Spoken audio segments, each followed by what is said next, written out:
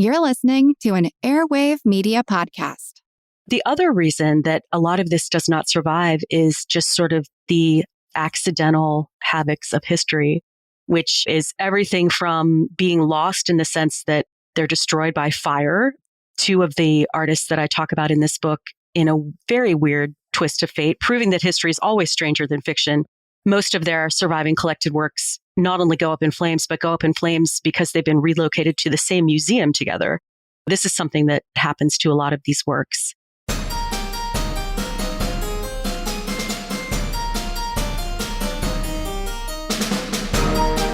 Hello, and welcome to episode 423 of Ben Franklin's World, the podcast dedicated to helping you learn more about how the people and events of our early American past have shaped the present-day world we live in. And I'm your host, Liz Covart.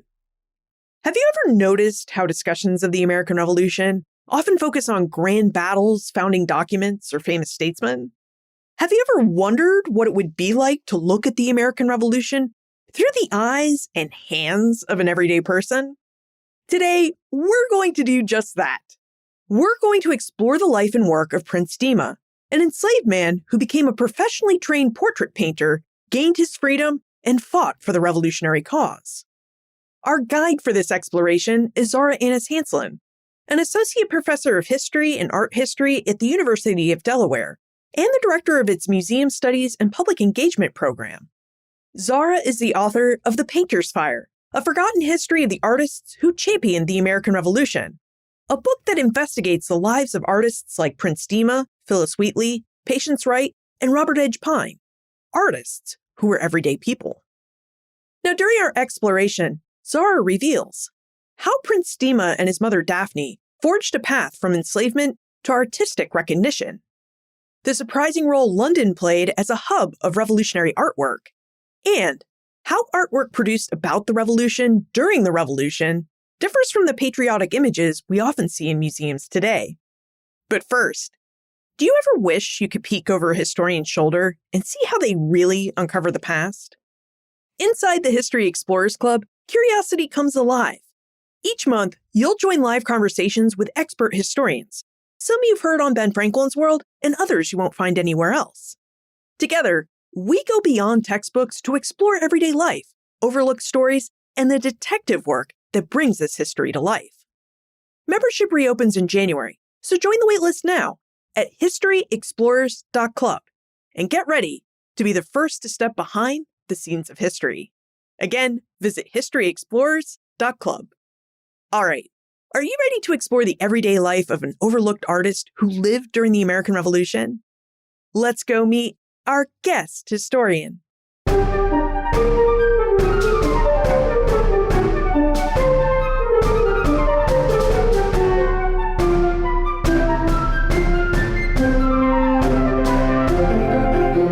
Joining us is a historian with a thing for things. She's an associate professor of history and art history and the director of the Museum Studies and Public Engagement program at the University of Delaware. Her research expertise is in the history of the 18th century Atlantic world and in the material culture or things of that period. She hosts a podcast, A Thing for Things, curates museum exhibits, and she's written 2 books, A Portrait of a Woman in Silk, Hidden Histories of the British Atlantic World, which you may recall from episode 84, and, most recently, The Painter's Fire, a forgotten history of the artists who championed the American Revolution. Welcome back to Ben Franklin's World, Zara Annis Hanslin. Thank you, Liz. I'm so beyond delighted to be here again. Well, we're delighted to have you back, Zara. And I have to say, as a scholar of the American Revolution, I think about the American Revolution a lot. And I have never once given a thought to the artists who championed the cause. I think, like a lot of people, I imagine the works of John Trumbull or Charles Willson Peale or Benjamin West, who painted memorable images of the revolution and its people after the revolution took place. So, would you tell us how you became interested in looking at the artists who made artwork about the revolution during the actual revolution? Yeah, it's a great question to start with, because I think that we sometimes think that the art is just there, right? We don't think about how it came about and why Trumbull's paintings are in the Capitol Rotunda, for example, and someone else's paintings are not. And the reason I got to thinking about looking at these sort of forgotten artists rather than the Trumbolls and the Copleys and the Peels and the Wests, who are also, by the way, in my book, but they're side characters. They're not the main event. The reason I got interested in looking at these lesser known artists is because I think in some ways they offer a different perspective on the art history as well as the history, in large part because of who they were. So they happen to be women, men of mixed race, enslaved and free. And also many of them operated during the American Revolution, not in the North American colonies, but in the heart of enemy territory, as it were, in London itself. And the idea for the book, it came to me because I was visiting the Metropolitan Museum of Art, and I was in the American wing where the famous Washington crossing the Delaware, the massive painting that everyone is familiar with, Trumbull's portrait of Washington and his enslaved valet, William Lee, all these great hits of American art history. And tucked away in the corner was a painting that I hadn't seen before because it had just come to the Met recently. This was in 2015. And it looked very folksy. It looked not as polished or heroic as a Trumbull, for example, but it was really intriguing and it visually caught my attention. And because I am a historian with a thing for things, the fact that next to it on display was the brooch that the man was wearing in the portrait, which had descended in the family for centuries alongside it, double caught my attention. And then when I read the label, I was just floored because it turned out that this was a signed work by America's first identifiable enslaved portrait painter in North America, a man called Prince Demah. And Prince Demah, as it turned out, was not just an enslaved portrait painter. He trained professionally in London with an award-winning British artist. And then during the Revolution, he enlisted to fight for the Patriot cause. And I thought, wow, this man's life sounds like a movie or maybe a really good book. And then I was off, and that's how it began. So really, I'm a historian who visits museums and then comes up with ideas. Well, we're certainly going to dive into the story of Prince Demah because, as you said, it's just a fascinating story. But just to help us build a framework so we can better understand Prince Demah's story, would you tell us about the Transatlantic network of artists during the Revolutionary period, so roughly between 1765 and 1783? Normally, when we talk about transatlantic networks of the Revolution, we're talking about the philosophers, the philosophes, or the thinkers of the Enlightenment, and not artists. Right. And I think one of the reasons that artists are so crucial to understanding revolutionary history is you could just think about political protests today. Regardless of what side of the political spectrum people are on, they use visual things to make political statements. Hats, posters, cartoons. And that was the case during the Revolutionary era as well. So artists are really critical to inspiring protest, to creating new political cultures that will foment rebellions, wage war, and then after the revolution is over, commemorate and heroicize the victors. So I really think to understand the politics of a war or a revolution, you also have to understand the art of it.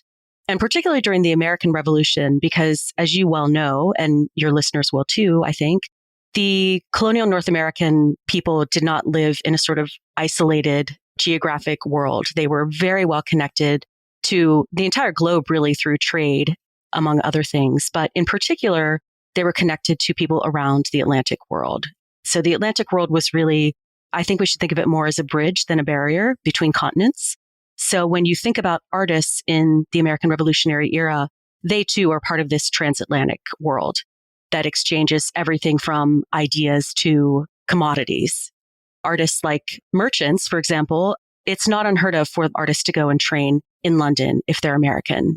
Charles Wilson Peale, a bunch of gentlemen in Maryland raised money to send him over. John Singleton Copley ended up going over and staying because of the revolution. But one of the things that he was told was that he needed to get out of the colonies before his art was ruined. So that gives you a sense of some of the hierarchies in place here.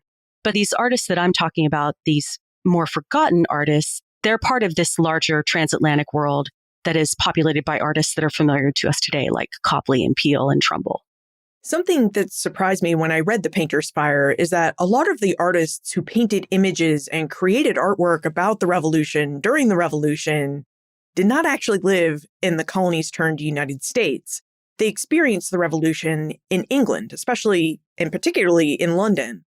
And that's interesting to think about because when we think about art and classical artwork, we think about Italy or France or the Dutch masters. We don't tend to think about London as being a center or a hub for the art world. And yet it seems like London was a center for the art world during this period of the 18th century. Yeah, absolutely. Particularly for the British Empire, obviously.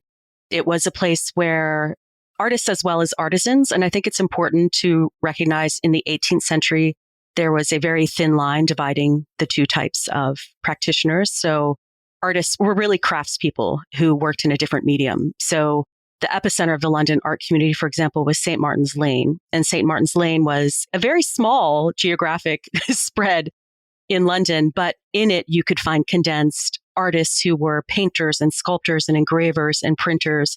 But you also found people who made frames and sold books. It's where Thomas Chippendale, the famous cabinet maker, had his shops as well.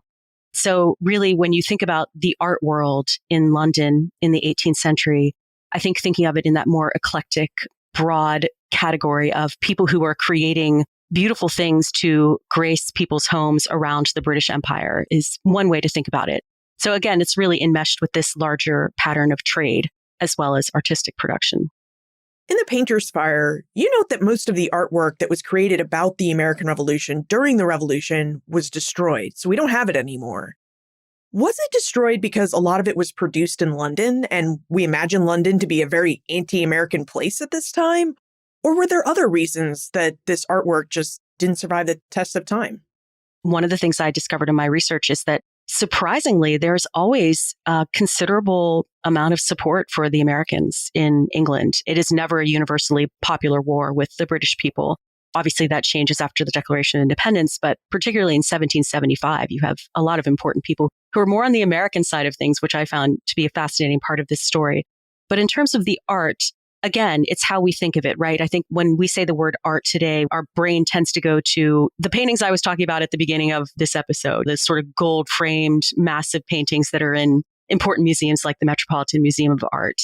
But in fact, art in the time period, the way most people would have seen it was in a much more ephemeral, widely distributed, easily accessible format. So paintings, for example, if they were popular or if the artist was savvy enough in money-making ideas, would be copied into prints. And then prints, whether black and white or colored, could circulate around the British Empire. They were very accessibly priced. So that was one popular way that you didn't necessarily have to have access to the gold-framed portrait of King George III to see the image of King George III. And the other thing is that a lot of the political art that is created during the American Revolution, a lot of it in London, it tends to also be ephemeral because it's also created in this sort of print form. Things like political cartoons that are put in broadsides or printed as standalone things or put in side almanacs, for example. So these much more ephemeral forms of art are one of the ways in which images are popularly circulated during the Revolutionary era on both sides of the Atlantic. And then the other reason that a lot of this does not survive is just sort of the accidental havocs of history, which is everything from being lost in the sense that they're destroyed by fire. Two of the artists that I talk about in this book, in a very weird twist of fate, proving that history is always stranger than fiction. Most of their surviving collected works not only go up in flames, but go up in flames because they've been relocated to the same museum together. This is something that happens to a lot of these works. I open the book with a painting that is lost at sea in a shipwreck. So there are all sorts of ways that things can not survive the passage of time. I think it's really important for people to realize and remember that what they see in museums is only a very tiny part of the art that was once created and seen. Well, let's dig into some of the fascinating artists that you discovered in your research. So in her book, The Painter's Fire, Zara traces the life and work of 4 Revolutionary-era artists: Prince Demah, Phyllis Wheatley, Patience Wright, and Robert Edge Pine. Zara, you open The Painter's Fire with the story of Prince Demah and his mother Daphny. Would you tell us about Prince and Daphny? These are two of those historical characters who just grab your attention from across the centuries. And I think that, again, their lives are proof that history is just fascinating. And also, they remind me of the unquenchable human spirit that can drive people to make the most out of even the most horrible circumstances. And the first chapter is called Daphne's Son. And the reason I begin with that is because when I came across the portrait at the Metropolitan Museum of Art, they very understandably were emphasizing the enslaved status of Prince Demah, which is part of what makes his story so intriguing, because how does this man, against all odds, despite being enslaved, manage to make his way to London to train as a painter, which is hard for anyone in this time period, an artist who's just beginning, and then become a professional portrait painter, again, which is unusual for the period. But they very much framed this story as one of his enslavement and one in which it was his enslavers, Henry and Christian Barnes, who were a married couple in the mercantile business, who really were his art patrons. And this is undoubtedly part of the story, but really once I started reading the letters that survive from Henry Barnes and his wife, Christian, it became really obvious to me reading between the lines that Daphne and Prince very cleverly were the ones pushing this agenda to get him professional training and then have him set up as a practicing artist. And it was a really great reminder that enslaved people, despite the horrible injustice of the oppressive system in which they're enmeshed, are never just sitting back and not trying to control their own lives. And in this case, I wanted to honor the fact that Prince Demah and his mother Daphne were the ones who really planted the seed in the Barneses' minds about getting Prince trained. So that's why I started off with a story about Prince Demah as Daphne's son, not as the enslaved property of Henry and Christian Barnes. And I think just Prince Demah's name himself is a wonderful reminder of the sort of power of will that his mother Daphne had. Because Daphne was born in Africa, and then as a young girl, she was sold into slavery across the Atlantic. And she ended up spending the rest of her life in Massachusetts, but she never forgot that she was African. In the historical record, even when she was an old woman, to note that she was from Africa. And Demah is both a surname in West Africa and also a Muslim girl's name. And so it's unclear whether it was her surname in Africa or her own first name. But regardless, she made the very unusual decision to name her son Prince Demah. We know this because she was baptized alongside him. And so their names are in the historical record that way. And then, of course, when they were enslaved by the Barneses, they were known as Daphne Barnes and Prince Demah Barnes. When Prince Demah self-emancipated and enlisted to fight for the Patriots, he enlisted as Prince Demah. And when he wrote his will and left everything that he owned to his, quote, beloved mother, Daphne, he called her Daphne Demah. And so the power that they used this African name, the power that they attached themselves to their shared African cultural heritage, I think is a really great reminder that just the name alone tells you so much about Prince and his mother and what they did to really make the most out of their lives despite being enslaved. Could you give us an example of the ways that Prince and Daphne were able to highlight Prince's artistic gifts and convince the Barneses that they should take him to London and get him professional training? Well, Daphne, it's very obvious, is one of these people who's not shy, shall we say, to speak her own opinion. There are remarkably some letters that survive from her in the 1780s that she dictates to someone and has them sent to Christian Barnes, who at this point has been living in exile in the United Kingdom. And she's very sassy. She cracks jokes about common acquaintances they have, and she gossips, and she's very clever as well. It's obvious from the way Christian Barnes talks about Daphne that she was constantly telling her about her son and saying, you need to buy him back. He has this talent. Because Prince actually for years had been separated from his mother and had been working as a sailor. So it's unclear to me how he got the chance to show his artistic talent off. But, many sailors while the time away doing things like scrimshaw and other sort of artistic pursuits. And so I always wonder if that was part of where this came from, if, the time aboard ship gave him a chance to see other sailors engaged in artistic activities and to try it himself. But one way or another, they managed to get Prince's artwork in front of Christian Barnes, and she was wowed. And so she was like, you're right, Daphne, this guy's so talented. And so the Barneses purchased him. I think he was enslaved by her brother. Again, one of the things that I think it's important for listeners to know is that oftentimes the paper trail for enslaved people in the 18th century is very scant.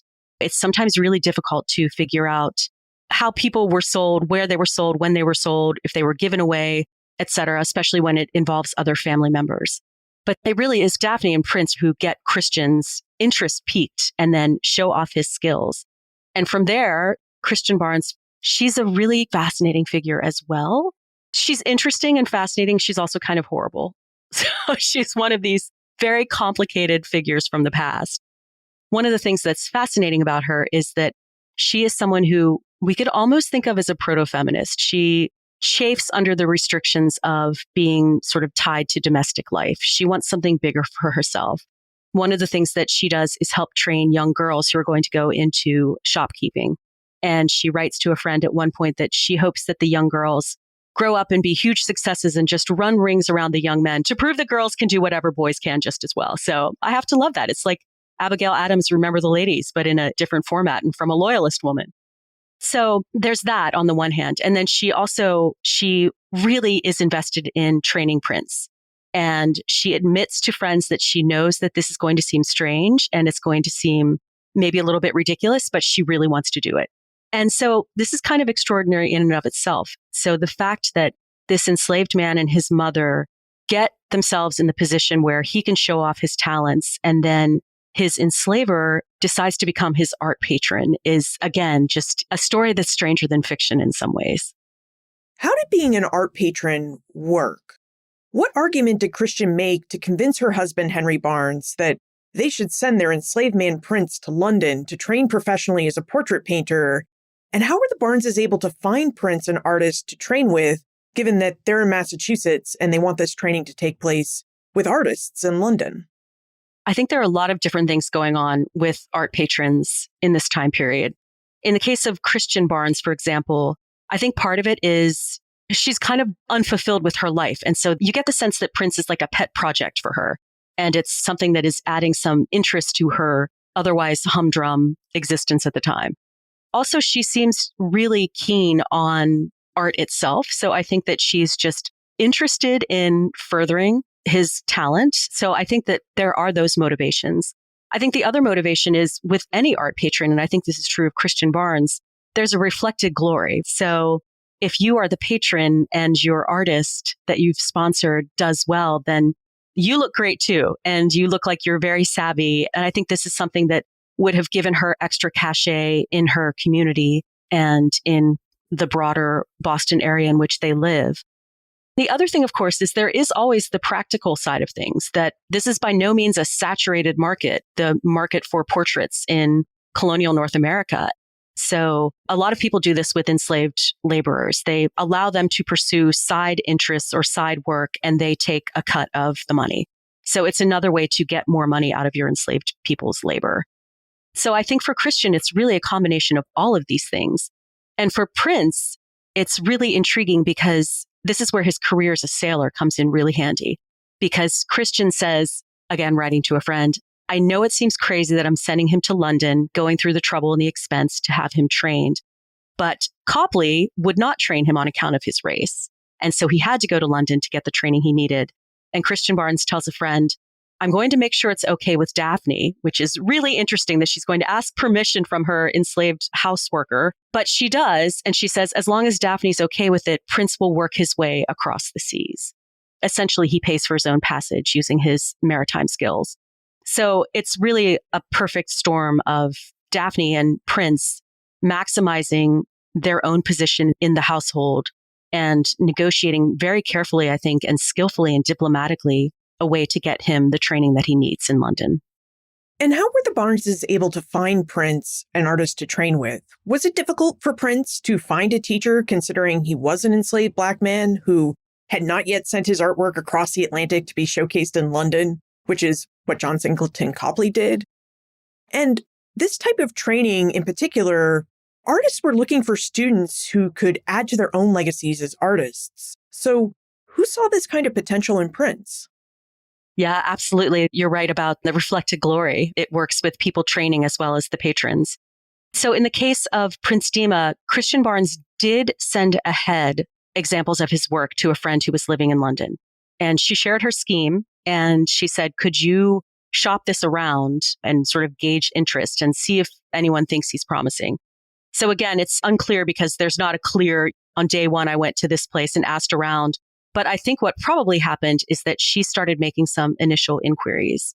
She seems to have started with a man who made engravings of prints and who was in St. Martin's Lane, which, as I mentioned, is the sort of epicenter of the British art world.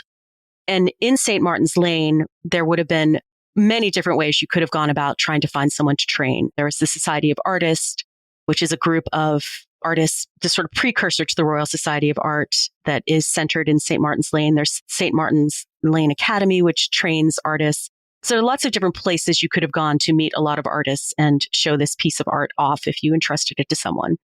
So it's unclear to me whether this was set up before Henry Barnes and Prince Demah arrived in London or afterwards. But what they did find was someone to train him, and they found someone who was based in St. Martin's Lane, who was a member of the Society of Artists, an award-winning British painter who came from a family with multiple generations of successful artists, who also was probably of African descent. And although he told Henry Barnes that he would train Prince Demah on account of his genius, I think it was also because of their shared heritage. And it's interesting because Henry Barnes gave him a tip, but Robert Edgepine, who's the artist in question, did not charge to train Prince Demah. So this, I think, is an interesting statement about, again, this reflected glory that you would get from training this man who was seen as a genius. And in this case, I think being a Black genius is part of the appeal. So it's very much a double-edged sword, much like a woman genius during this time period. On the one hand, if you're an enslaved Black man and seen as a genius, that amplifies your genius because it is even more extraordinary. And there are certainly examples of similar people in terms of background being seen as geniuses in 18th century London, like Ignatius Sancho and Phillis Wheatley, who comes to London the year after Prince is there. So I think Prince is part of this cohort of Black geniuses who are seen as even more extraordinary, which is something that Americans also play off of. Ben Franklin is seen as extra extraordinary too, because he's a colonial genius.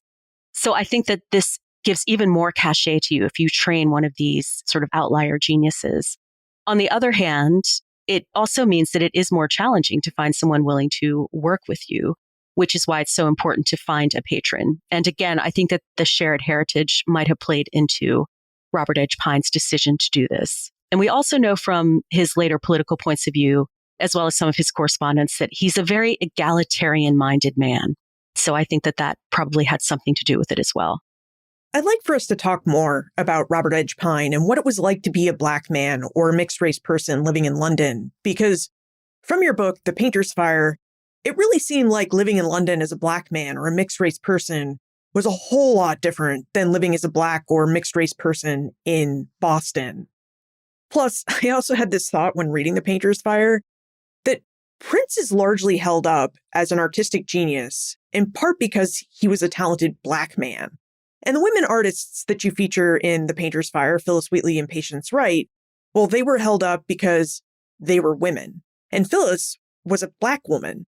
So did Wheatley, Wright, and Demah ever get tired of being held up as non-white men, as members of their gender and racial categories, instead of just being the talented artists they were?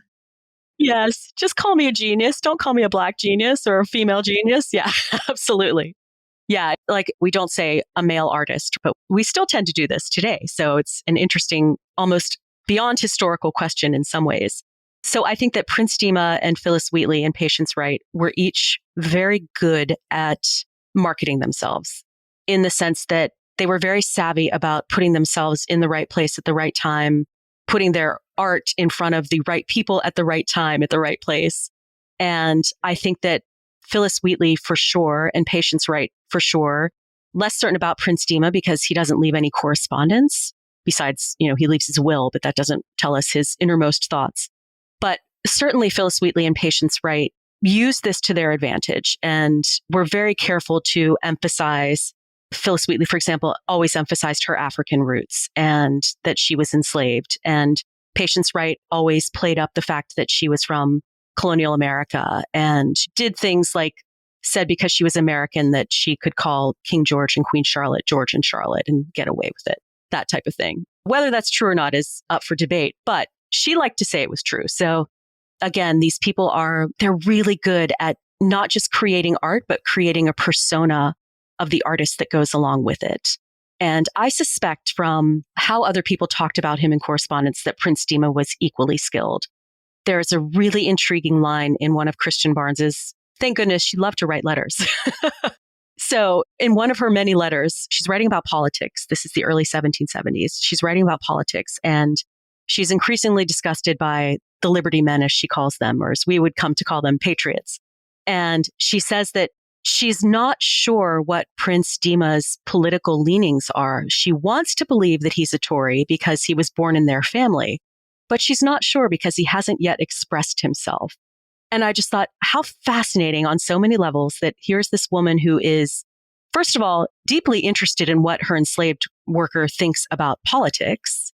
And then secondly, that he is diplomatic enough to keep it from her, because as facts later play out, he obviously is a patriot, not a Tory or a loyalist.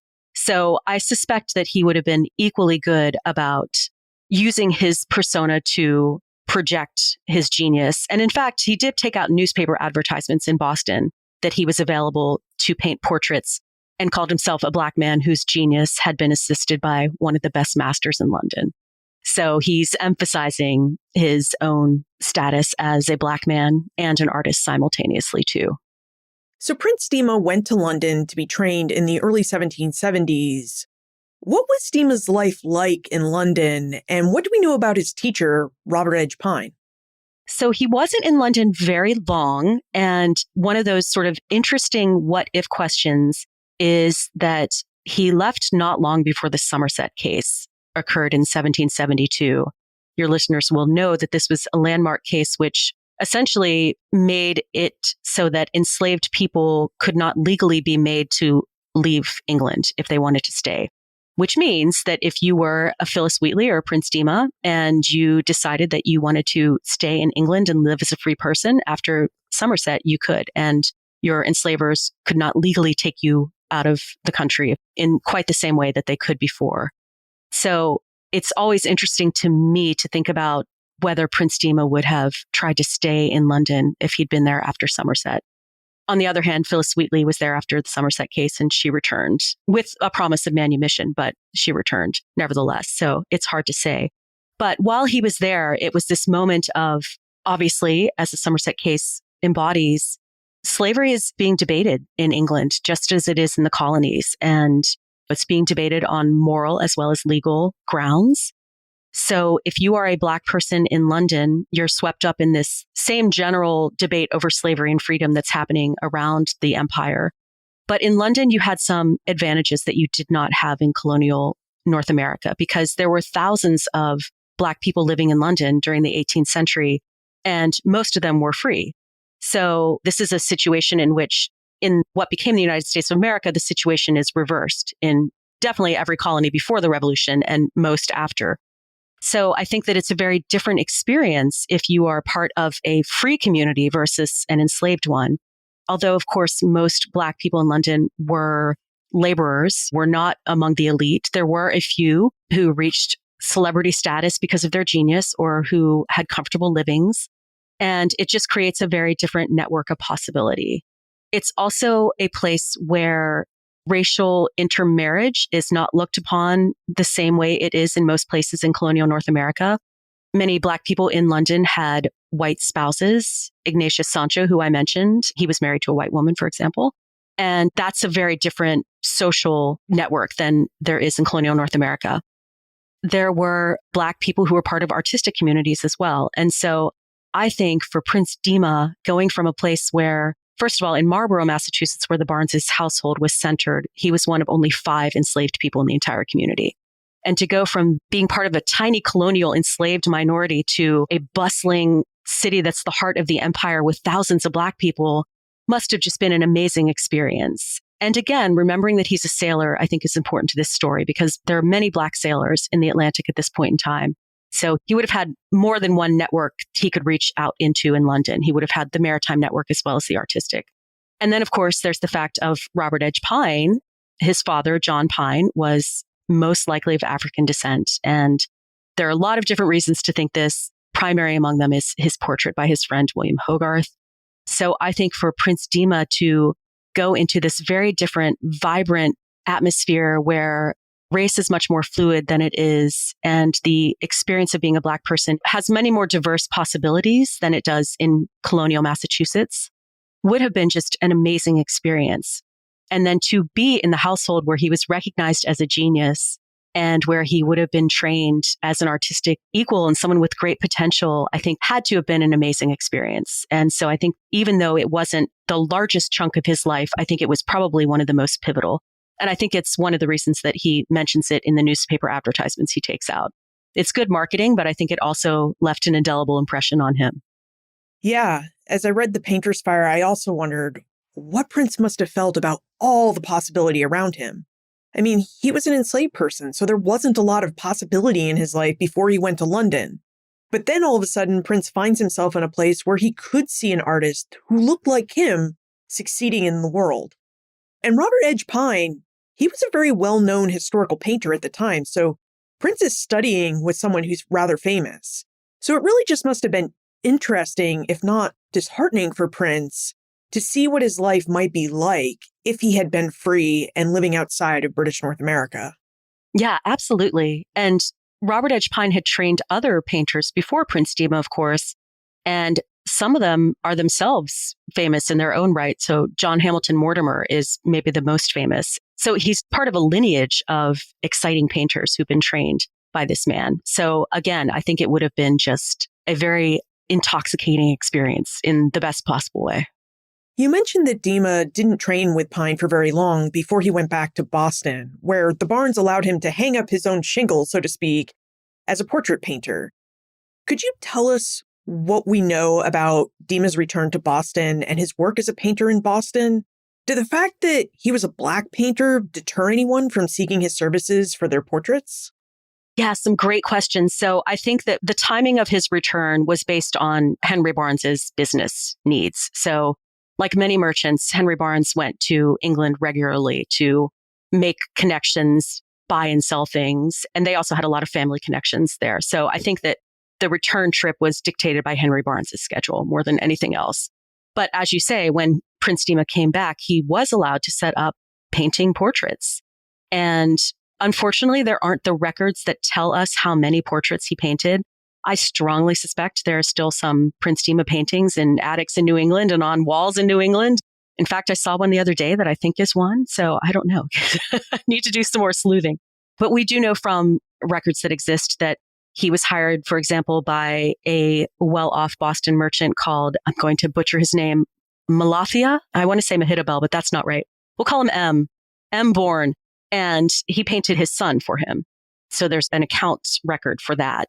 But I think that Bourne, for example, might have had some abolitionist leaning or at least been friendly towards helping to give enslaved people better lives because he also paid for 2 boys that were enslaved in the Bourne household to receive an education. And so that, I think, is a really interesting intersection of perhaps abolitionist tendencies or at least wanting to help these enslaved boys get an education, if not outright lead to abolition, with being willing to hire a Black portrait painter. But we also know the painting that's in the Met was painted in 1773, and it was a Scottish-born merchant, William Duguid, who clearly hired Prince Demah to paint him. And Prince Demah's signature is on the back, although it would be cool in any circumstance. But what makes it especially cool is that at the time, of course, he's still enslaved by the Barneses. And so it's signed Prince Demah Barnes, but the Prince and the Demah are really large and the Barnes is tiny. And we know that as soon as he was able to self-emancipate, he did drop that last name Barnes like a hot potato. But the point is that William Duguid not only hired him to do this painting, but was quite content to have his name on the back of it. And his descendants kept it there over the centuries and loved it so much, I think, that it's one of the reasons they saved the brooch that he wore in the portrait alongside it. So even though I can't answer your question about quantity, I can tell you that qualitatively speaking, he got some good commissions from solid citizens. He wasn't sort of out in the streets doing caricatures for a couple pennies. He was getting bona fide commissions that were being made by people of standing. Now, before we travel back across the Atlantic to talk about Robert Edge Pine, we should take a moment to thank our episode sponsors and to talk about Demah's life in revolutionary Boston. Have you ever wondered what life was like in early America beyond the dates and battles? At Ben Franklin's World, we dig into the details that textbooks skip. The voices of women, indigenous peoples, enslaved people, immigrants, and ordinary men and women who shape their world and ours. Each week, you hear from leading historians who bring new research and trustworthy insight so you can explore the past with confidence, not confusion. But this independent work, it only happens because of listeners like you. Listeners like David J., Miriam K., Kristen K., Philip R., and Kathleen S. You make these conversations possible. You help keep our show independent and our episodes free for everyone to enjoy and learn from. Thank you for your generosity, and thank you for supporting this work. Ben Franklin's World is produced by Clio Digital Media, a small nonprofit supported entirely by our community. People like you who believe that history should be accurate, inclusive, and alive. Every gift, whether it's $5 or $100, helps us keep these conversations free and accessible to everyone who wants to understand where we've come from and why it matters today. And because Clio Digital Media is a 501c3 nonprofit organization, your gift is fully tax deductible. So if you value this kind of important everyday history, please visit benfranklinsworld.com/donate. That's benfranklinsworld.com/donate. Thank you so much for helping to keep history honest, human, and accessible for all. Thank you for being a part of our listener community. Zara, could we talk about Prince Demah's life in Boston and what that was like? He returned from London in the early 1770s, so he's missed the Boston Massacre, but he was living in Boston during its occupation by British soldiers and when Lexington and Concord took place. And his enslavers, the Barneses, they were living in central Mass. So Demah was basically on his own in Boston, and we wonder what that was like for Demah, to be this enslaved man, but working and living on his own, away from his enslavers, and having taken different political views from his enslavers, as Demah was a revolutionary and the Barneses were avowed loyalists. Yeah, and it's really interesting, I think, to think about this one household of a white family and the Black family they enslaved as a microcosm for the divided loyalties of the American Revolution and how complex it was in terms of dividing not just the colonies, but neighborhoods and families. And what you see with the Barneses, it's a number of different things that I think point to much broader facts about the American Revolution. The first is that they are very loud loyalists in a patriot area. And Henry Barnes, I will say again, things to admire as well as things to find less admirable about him. But one of the things that I admire about him is that he wasn't a hypocrite. He refused to sign the non-importation agreements. He refused to boycott British trade because he thought it was fine for Parliament to impose the Stamp Act and the Townshend duties. And he was a Tory. He was a loyalist to the crown. And he refused to side with the Patriots. And because of this, he was constantly called out very publicly. He was often one of about 5 merchants who were called out in town meetings in Boston. Their names were splashed on newspapers, broadsides. And I think that because of this, the Barneses became a target. And so they were a real lightning rod for anti-loyalist vitriol and violence during the American Revolutionary era. And one of the things that happened that I think is most remarkable is that Henry Barnes operated a pearl ash works. It was attacked one night. A wagon full of his goods was attacked the same night. And the driver was sort of beaten up and they stole the contents, which a lot of it was pepper, which was a very valuable commodity at the time. And then they hung an effigy, a sort of dummy in sight of the Barnes' house in Marlborough, clearly labeled it as a stand-in for Henry Barnes. And then they burned the effigy at night, which would have been a terrifying thing to see, this effigy identified as you go up in flames. And later that same night, and this is the only example of this ever happening in the Revolutionary era that is recorded, some of their neighbors in Marlborough who were patriots stole a horse from its stable and tarred and feathered the horse, its saddle and bridle, which if you think about a horse and its hair and tarring and feathering, that must have just been awful. And an awful spectacle to see and smell and hear. And they set an effigy on its back, which again was associated with the Barneses and had a piece of paper that said that they wished the Barneses all in hell. So if this is happening in your small town and you probably know the people who are doing it because they are local men, this would have been really terrifying. So the Barneses, after all this happened, and then other horrible things happen to them, like Christian Barnes is held up at gunpoint in her own house when it's just she and Daphne are there. It's this terrifying experience for them, so much so that they actually leave early. They leave in 1775. They see the writing on the wall and they're done. And so what is interesting is that Prince Demah and Daphne are sort of, again, the record is very murky, but they don't go with them. And so they're sort of self-emancipated. They also, though, lose their home because the Marlborough House gets commandeered by the Patriots and given over to the use of General Henry Knox and his wife, Lucy, which is very upsetting to Christian Barnes because she's known Lucy Knox her whole life. And she says, Lucy should know better than to be using my piano and my furniture and my paintings. So Prince Demah and his mother are freed, but they are sort of adrift. What do you do at that point? And so I don't actually know where they end up in 1775, which is an interesting question. So I wonder if Daphne went to Boston as well, because we know Prince Demah was operating out of a watchmaker's shop on King Street, not far from the site of the Boston Massacre. And this watchmaker was called John McLean. And we know that John McLean was a patriot. So they stay behind when their loyalists and slavers leave, and they're certainly connected to patriot networks. So whether they went with fellow patriots out of Boston during the siege or stuck it out and sort of kept their head down is unclear to me. But I think it's a really good reminder that in some ways, the fact that we don't know is a great reminder of how complex and full of turmoil that time period is, and how hard it is to trace these people's steps if you don't have the letters that they write talking about what they've done every step of the way. In The Painter's Fire, you made a point of showing us how Phillis Wheatley injected her politics into her poetry, and how Patience Wright, who was this very well-known wax artist, went about making busts of American and British revolutionaries. You also noted that we don't know that much about how Demah would have incorporated his politics into his artwork, but that we do know he championed the cause of the revolutionaries. Would you tell us how Prince Demah championed the revolution, if not through his artwork?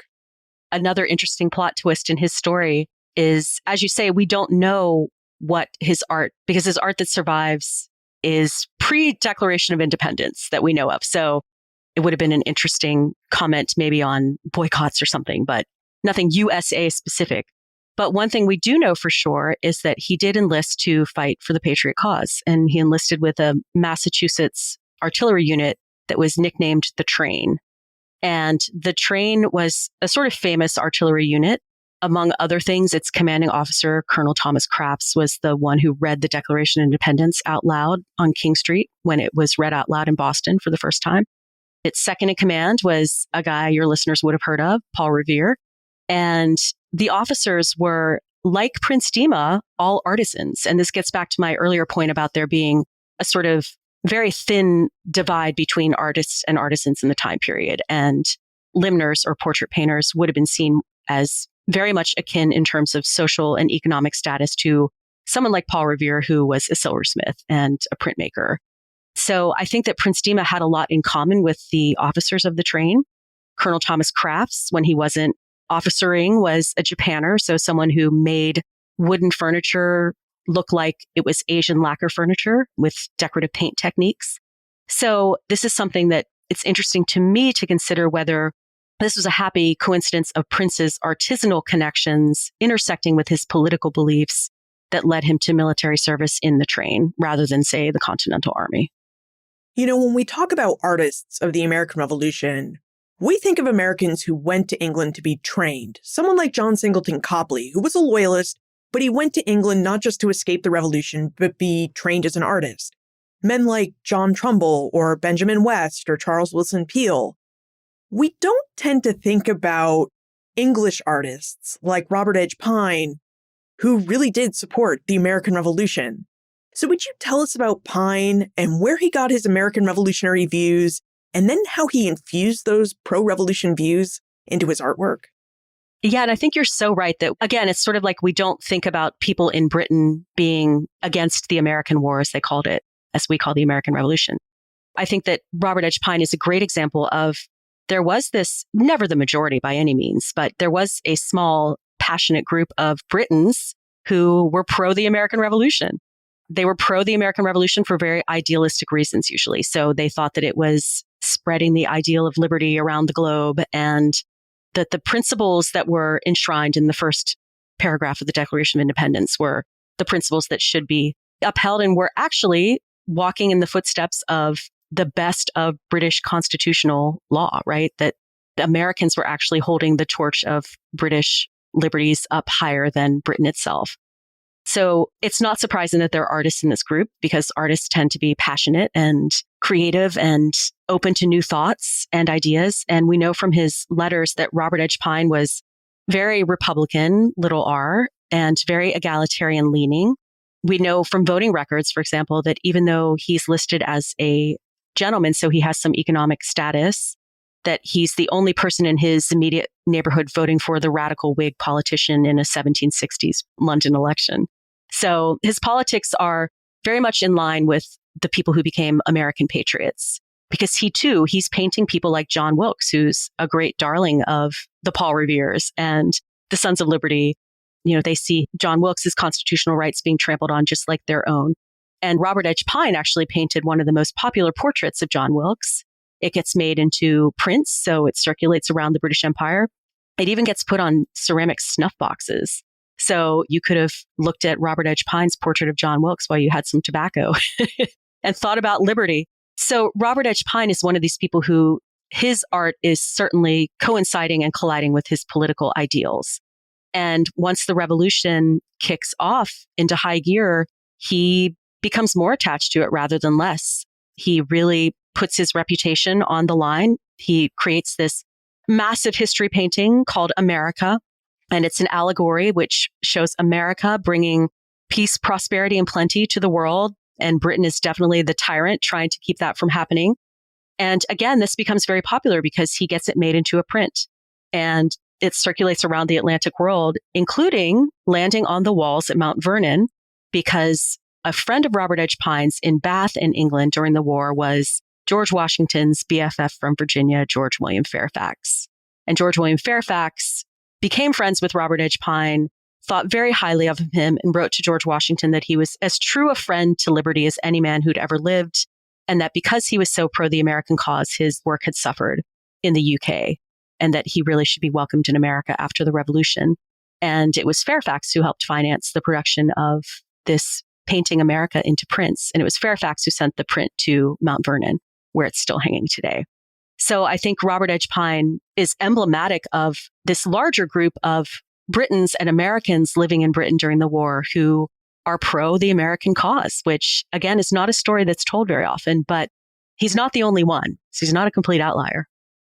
We often think of loyalists as paying a steep price for their loyalty, like the Barneses.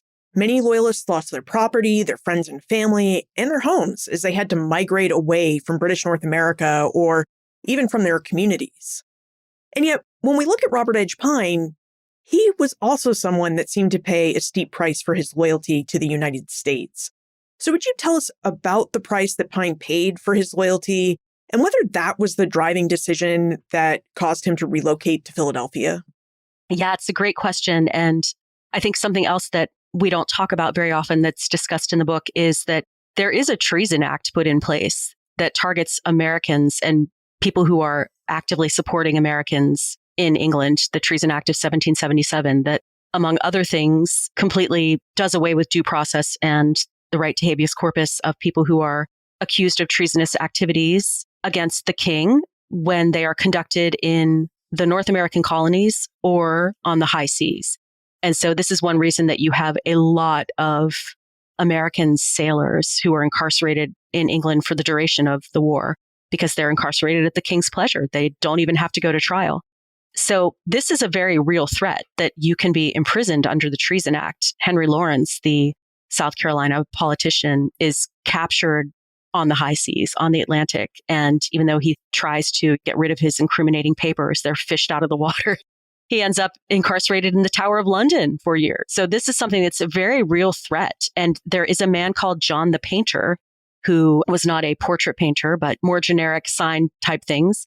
But he had a plot to attack Royal Navy shipyards, and he saw himself as an American patriot, and even though he was British. And he actually was tried and hanged So it's harder to obviously get targeted for a piece of art than it is for trying to bomb the Royal Navy shipyards.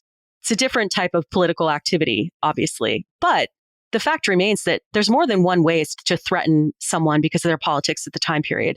And economics were certainly one weapon. And Robert Edge Pine claimed at least that he lost patronage because of this. And so I think that his unusual decision to emigrate to the United States as soon as the war was done was motivated in part by knowing that in America, he would be, and he was, the most important artist by far who'd ever come to the American side of things and ever practiced in America. And that he would be welcomed with open arms as this award-winning British history painter, which is the highest level of painter that you can have, who was willing to paint Washington and Jefferson and Adams and really heroicize the great events of the American Revolutionary War. So I think it was to his economic advantage. I think he genuinely believed in the cause as well, in the ideals of liberty and equality. You're right. It's really fascinating to think about people in England who supported the American Revolution and who ended up facing a similar kind of financial loss and then need to move away from Great Britain for their loyalties, just as loyalists experienced in their need to move away from North America. Absolutely. It is fascinating. You're right.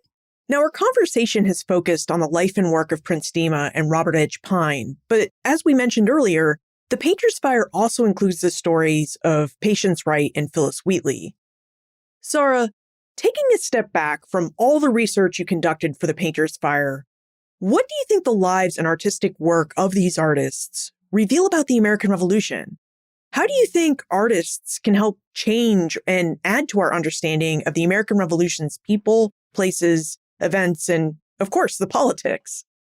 I think one of the things that I hope readers take away from this is remembering that these people are extraordinary, but they're not unique. And so if you think about someone like Phyllis Wheatley or Prince Demah, that they are extraordinary, creative people maximizing their talents and doing great things against horrible odds. But I think they're a good reminder that we need to stop this narrative that they're outliers, that it's rare to have a Black talented artist, right? That it's rare to have an enslaved person who is creating the best life they can, regardless of situation. And similarly with Patience Wright, the reminder that Abigail Adams, for example, is not the only woman wanting a voice in politics at the time. She's not the only one who is a passionate patriot. That there are many women and many Black people who are actively working for the patriot cause and want to be part of the political developments and support the birth of the young United States just as much as the white men who tend to dominate our standard historical narratives. And that artists in general, I think, are really important to understanding the revolution, any revolution, because I like to say that philosophy is important, right? And obviously people get inspired by ideas, but people aren't usually out in the street waving their copy of John Locke around when they are at a protest.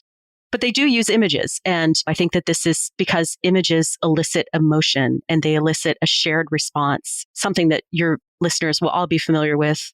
There's a reason that Paul Revere's Boston Massacre print is so famous to this day, because it is one of the best pieces of visual propaganda created during the war. Everyone knows at this point that the British soldiers did not line up firing squad style and fire into the crowd of unarmed men and boys. That's not how that went down. But Revere successfully made many people associate that visual with that event. And so I think that there's, in a way that is much more memorable and immediately recalled than pure narrative would have been. So I think that that's just the most famous example of what these artists were doing during the revolution that was so memorable and that got people really fired up and kept them fired up. And the title of the book, actually, The Painter's Fire, is taken from a Phyllis Wheatley poem in which she talks about the painter's and the poet's fire and about how the urge to create burns in every breast, just as the urge for liberty burns in breasts and people's hearts. I loved the reminder that creative people often keep that spark lit that is required to get lots of people motivated to do the same thing at the same time, which is what you need to have a successful revolution. We should move into our segment 1776 in context. Now, in The Painter's Fire, you state that the artwork that we have that teaches us about the American Revolution portrays the movement and the war in comfortable ways. And that this is all well and good, you note, but this is not the artwork that was produced during the actual American Revolution. So, Zara, now that we're in the midst of the 250th anniversary of the American Revolution, would you tell us how the paintings of Benjamin West, John Trumbull, Charles Willson Peale, and others portray the Revolution, and what their paintings don't show us about the American Revolution? Yeah, so I think that those paintings do a great job doing what they were meant to do, which is build a mythology, a heroic mythology around the memory of the American Revolution. That's what they aim to do. So nice job, fellas. They succeeded, I would say, very well. But I think if we take one of John Trumbull's most famous paintings, which again, I think most people will immediately be able to call up in their mind's eye, which is Congress declaring independence. So the iconic, enormous portrait showing the Big Five clustered around the moment where Thomas Jefferson is presented the final document. And then you have the room full of the members of Continental Congress, all of whom are white men, of course. And every single one of them has a well-turned calf. They're all wearing really nice suits, not a drop of glistening sweat or anything, despite the fact that it's midsummer in Philadelphia. And if you know, you know. And there's an elaborate rug on the floor, and there are huge velvet draped curtains swagged over the windows, and the ceiling is really high, and the chairs are upholstered armchairs. That is a complete falsification of what it actually looked like at the time. And what's an interesting contrast is one of the few of Robert Edge Pine's big history paintings of the Revolution that he was working on that did not go up in flames is called Congress Voting Independence. It shows the exact same scene, but the men have not been photoshopped. There's some paunchy bellies here and there. There's some not so well-turned calves. There's no rug on the floor. The men are all sitting in Windsor, unupholstered wooden chairs. There are blinds on the windows, no curtains, and the ceiling is dropped by about 12 feet. And what it is a very faithful replication of the inside of what we now call Independence Hall and the actual furniture that was there. And the actual way that the men looked, warts and all. There's not really any sweat in the picture, so still not that. But in other words, it is a non-photoshopped version. I think what Robert Edge Pine was trying to do, very much working in the moment, right? He's in America 1783, 84, so right after the wars ended. And he's trying to paint this heroicizing, yes, but also realistic depiction of what's happening. And Patience Wright, the wax sculptor who we've just mentioned a few times, she very unfortunately, to my mind, died before she could carry this out. But she wanted to have a gallery of life-sized wax figures of all the important founders in Independence Hall. And she wanted to go back home to America to do it. And just imagine if instead of looking at the marble statues of George Washington, we had a life-size wax figure. That would be amazing.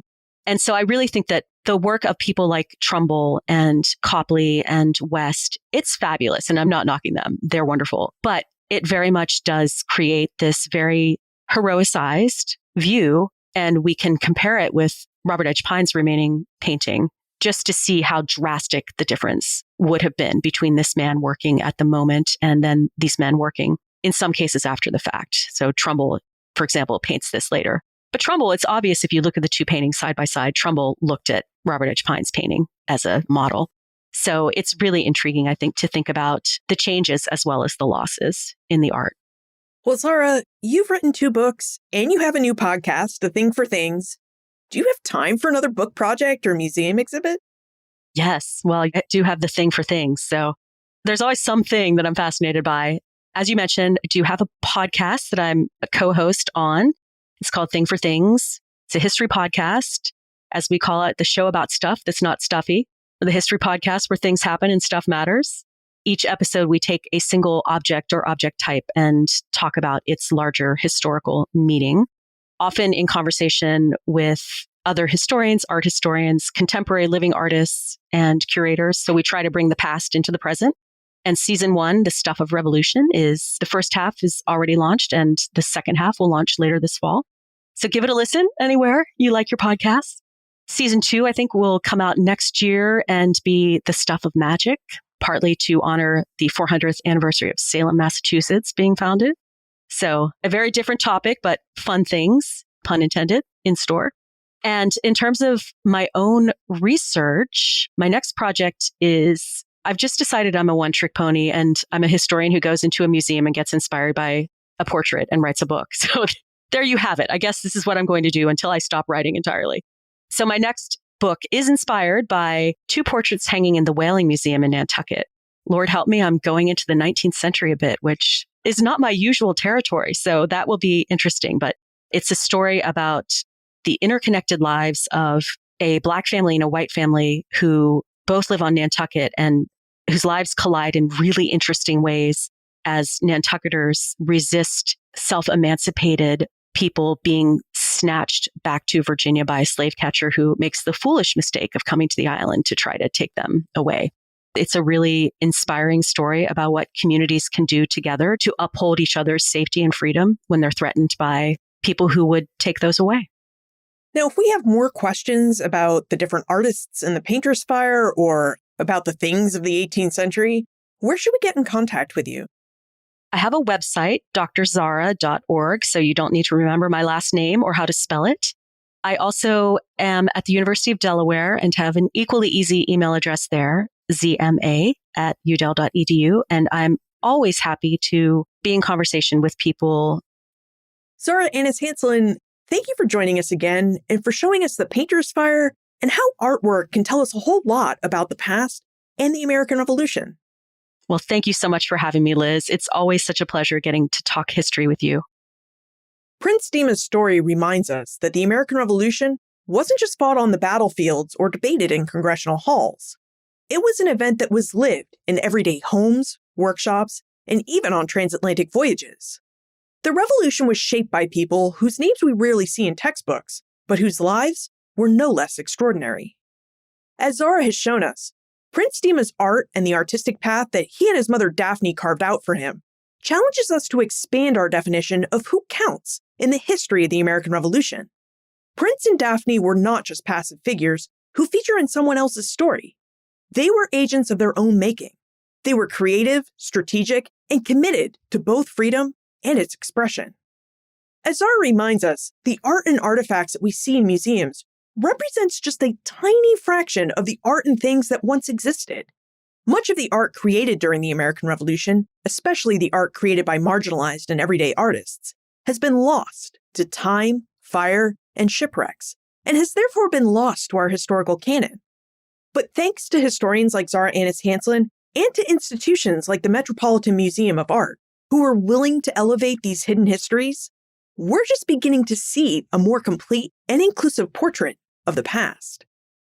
Look for more information about Zara, her book, The Painter's Fire, plus notes, links, and a transcript for everything we talked about today, all in the show notes page. benfranklinsworld.com/423. Be sure you tell your friends about today's episode and Ben Franklin's World. After all, friends tell friends about their favorite podcasts. Production assistance for this podcast comes from Joseph Edelman, Karen Wolf, and Morgan McCullough. Breakmaster Cylinder composed our custom theme music. This podcast is part of the Airwave Media Podcast Network. To discover and listen to their other podcasts, visit airwavemedia.com. Finally, do you have a favorite piece of Revolutionary era artwork? I'd love to know what it is, so please tell me about it. Liz@benfranklinsworld.com.